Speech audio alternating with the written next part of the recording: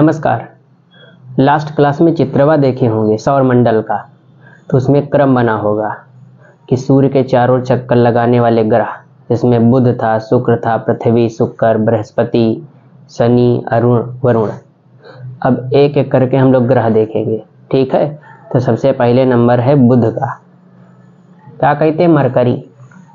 खास बात क्या है, तो हमने देखा था सूर्य के चारों चक्कर जो ग्रह लगा रहे थे उसमें सबसे पहला कौन था, बुध। तो सबसे पहला पॉइंट ही देख लो, सौरमंडल का सबसे छोटा ग्रह है। अच्छा, दूसरा सूर्य के सबसे नजदीक का ग्रह है।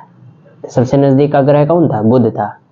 और सौरमंडल के जितने भी अन्य ग्रह हैं, टोटल कितने हैं, 8, 2 भागों में विभाजित किए गए थे। मंगल और बृहस्पति के बीच में छोटे छोटे खगोलीय पिंड हैं जिनको क्षुब्ध ग्रह कहते हैं।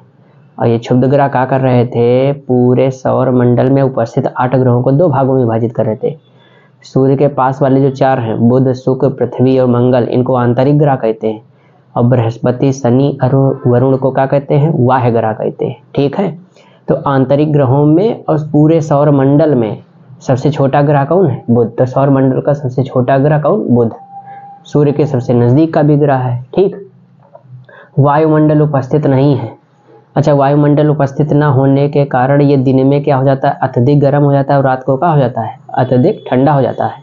इसलिए अगला पॉइंट देखो, दैनिक तापांतर इसका क्या रहता है, सर्वाधिक, यानी दिन और रात के तापमान में बहुत ज़्यादा अंतर हो जाता है। कितना अंतर होता है, तो लगभग 560 डिग्री का अंतर होता है दिन और रात के तापमान में, ठीक है। रात का लगभग -180 चला जाता है और दिन का +380, समझ रहे, वायुमंडल न होने के कारण। अच्छा, फिर क्या है, इसका कोई उपग्रह नहीं है, बुधवा का कोई भी उपग्रह नहीं, ठीक। आगे शुक्र पढ़ोगे उसका भी कोई नहीं मिलेगा, पृथ्वी का मिलेगा, चंद्रमा, और फिर फोबोस, डीमोस, ये मंगल के मिलेंगे। तो आगे भी ग्रह पढ़ाएंगे, तब पता चलेगा क्या है क्या नहीं, तब तक देखते रहो। परिक्रमण काल, परिक्रमण काल का मतलब परिक्रमा क्या होता है, सूर्य के चारों चक्कर लगाना, क्या कहलाता है, परिक्रमण, यानी परिक्रमा कहलाता है। तो इसका परिक्रमण काल कितना है, लगभग 88 दिन है। यानी ये सूर्य का चक्कर लगाने में कितना दिन लेता है, लगभग 88 दिन लेता है। वैसे तो पढ़ोगे किताबों में तो 87.9621 ऐसे करके दिया रहता है, ठीक है। तो लगभग कितना जोड़ लेते हैं, 88 दिन जोड़ लेते हैं। क्लियर है, बुध ग्रह क्लियर होगा, नॉर्मल पॉइंट है। अगला ग्रह हम लोग पढ़ेंगे शुक्र, ठीक, जिसको हम लोग क्या कहते हैं, वीनस। तो हम देखेंगे शुक्र ग्रह। खास बात क्या है, पृथ्वी के समान आकार होने के कारण इसे पृथ्वी की जुड़वा बहन कहते हैं, ठीक है। इसका आकार लगभग कैसा है, पृथ्वी जैसा। सौरमंडल का सबसे गर्म ग्रह भी यही है। हालांकि सूर्य के पश्चात अगर तुम देखोगे ग्रहों का एक क्रम, तो बुध है, शुक्र है, पृथ्वी है, मंगल है, तो नजदीक सबसे कौन पड़ रहा है, बुध है। यानी सूर्य, उसके बगल में कौन है, बुध। तो गर्म किसको होना चाहिए था, बुध को, लेकिन वो गर्म नहीं है। कारण क्या है, वायुमंडल नहीं है। और जब वायुमंडल नहीं है तो हीट ऑब्जर्व करने की क्षमता भी इसके पास नहीं है। तो हीट ऑब्जर्व करने की क्षमता किसके पास होती है, जिसके पास वायुमंडल खुद का होता है। तो शुक्र के पास वायुमंडल है। अब हीट ऑब्जर्व करने की क्षमता किस गैस में होगी, वायुमंडल में, CO2 में।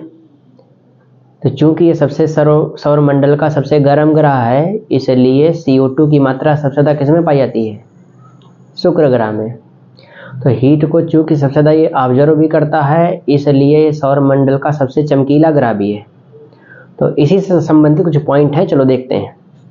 तो सबसे पहले क्या है, पृथ्वी के सबसे नज़दीक का ग्रह है। सूर्य के सबसे नज़दीक का ग्रह कौन है, बुध, लेकिन पृथ्वी के सबसे नज़दीक कौन पड़ जाता है, शुक्र। समान आकार के कारण इसे क्या कहते हैं, पृथ्वी की जुड़वा बहन कहते हैं, ठीक है। इसका आकार कैसा है, पृथ्वी के जैसा है, इसलिए इसे क्या कहते हैं, पृथ्वी की जुड़वा बहन कहते हैं। वायुमंडल इस पर उपस्थित है, और वायुमंडल उपस्थित है, वायुमंडल में यहाँ पे गैस सबसे ज़्यादा कौन है, CO2, इसीलिए ये क्या है, सबसे गर्म ग्रह भी है। चूँकि हीट ऑब्जर्व करने की क्षमता ज़्यादा है, इसलिए ये क्या है, सबसे चमकीला ग्रह भी है। और इसे क्या कहते हैं, सांझ एवं भोर का तारा भी कहते हैं। शुक्र ग्रह के बारे में हमने बताया भी था, और ना अगर पढ़े हो तो जान लो। सांझ एवं भोर का तारा क्यों कहते हैं? क्योंकि सबसे चमकीला यही है, और चमकीला इसलिए है क्योंकि सबसे ज़्यादा रोशनी को ऑब्जर्व कौन करता है? यही करता है, सूर्य की रोशनी को, यानी सूर्य के प्रकाश को ऑब्जर्व कौन करता है? ये।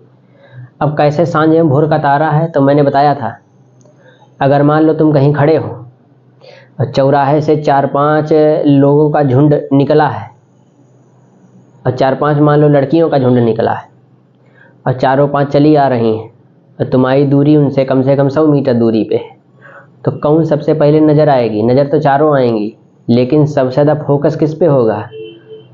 जो ज़्यादा चमक रही होगी,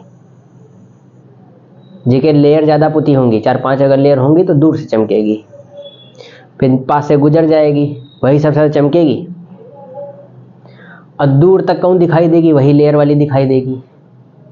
क्यों? सबसे पहले भी नज़र आई थी वही, सबसे ज़्यादा चमक रही थी वही, और सबसे दूर तक वही दिखाई दी। इसका कारण क्या था? ज़्यादा लेयरों का होना, है कि नहीं?